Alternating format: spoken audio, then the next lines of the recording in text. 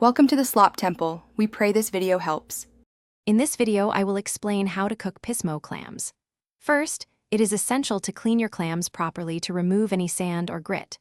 Soak them in a large bowl of cold, salted water for about 30 minutes. This encourages them to expel sand. Afterward, gently scrub each clam shell under cold, running water with a stiff brush.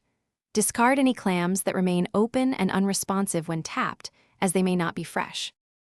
Steaming is a fantastic and straightforward method for cooking Pismo clams, ensuring they remain tender and flavorful.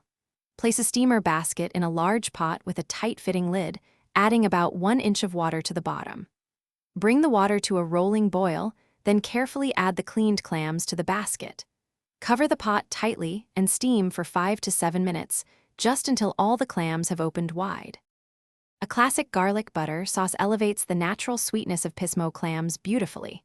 In a small saucepan, melt 4 tablespoons of unsalted butter over medium heat. Add 2 cloves of finely minced garlic, sautéing them gently for about 1 minute until fragrant, being careful not to brown them.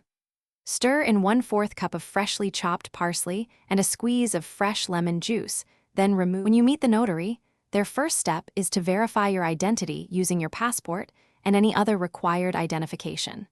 They will then carefully review your original passport and compare it with the copy you wish to have notarized.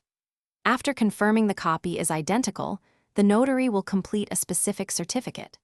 This certificate declares the copy to be a true and faithful reproduction of your original document, followed by their official stamp and signature. This completes the formal notarization.